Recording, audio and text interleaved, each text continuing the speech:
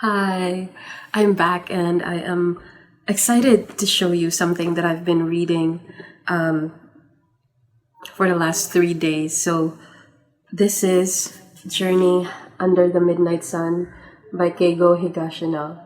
So, Keigo Higashino is one of my favorite Japanese authors. So, he's a mystery writer, and just a little story of how I got to know him was that one time I saw this BTS clip, like Bangtansonyondan, the K-pop group. Seokjin, one of the members, he's my bias. He was having his makeup done, and he was reading this book with a really nice cover, and I was so curious about it. And good thing that the post had comments like, "Oh, this is the mystery of the Namio General Store." So I searched for it, and I think I waited a few more months because it wasn't released in English yet. But when it was released, I got the ebook. I loved it. I loved it. So that is the start of my Higashino rabbit hole. So I researched more about him, and that was when I discovered the Detective Galileo series.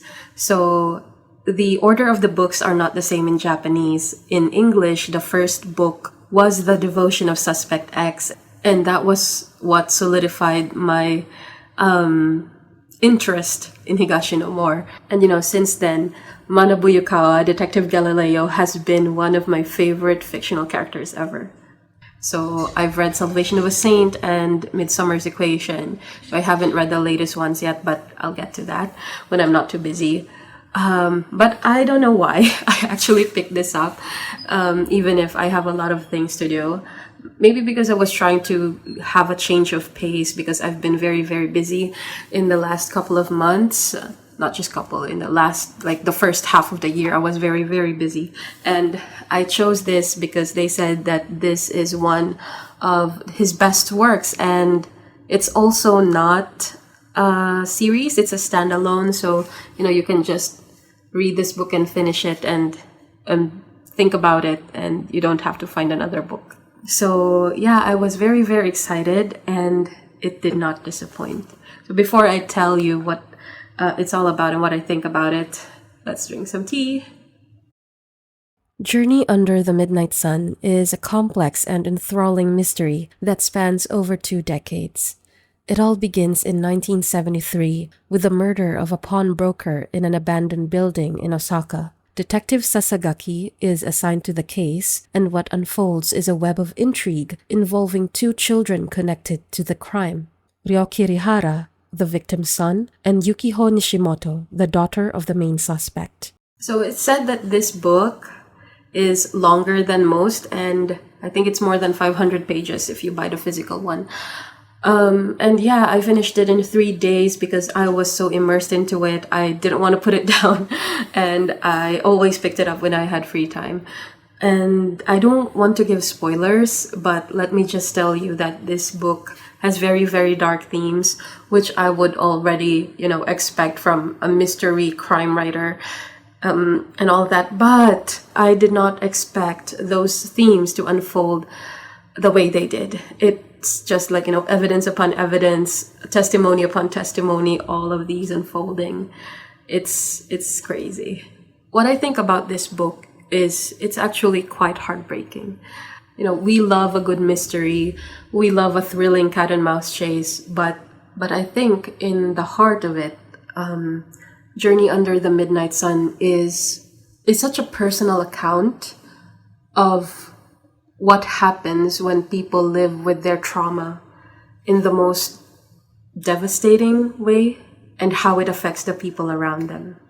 Like, as a child, how do you cope in an environment that also perpetuates these things?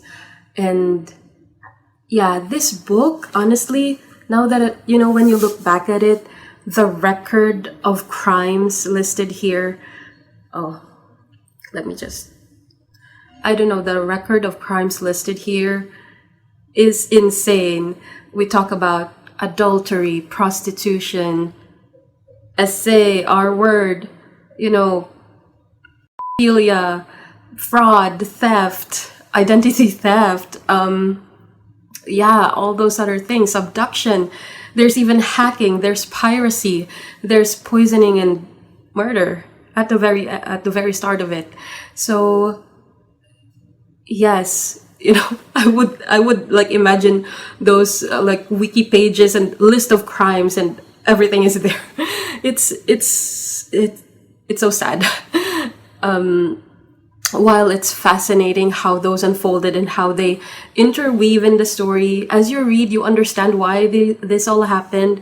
But if somebody asked me about this book and I tell them all of these, and dude, what are you reading? So, but yes, all these crimes were related to the characters, and just going through the investigations, it's so immersive how Higashino,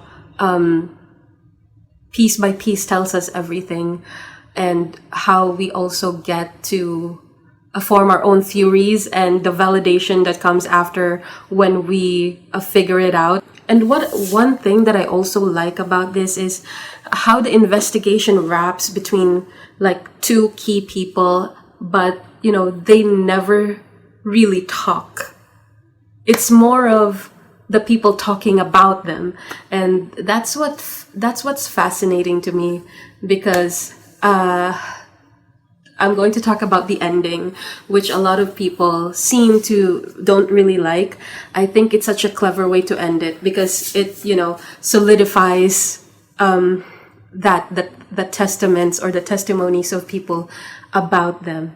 So after thinking about it, I do find one of them quite pitiful.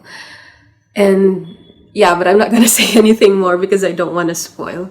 So yeah, and another thing that I like about Higashino's writing is the way he writes criminals.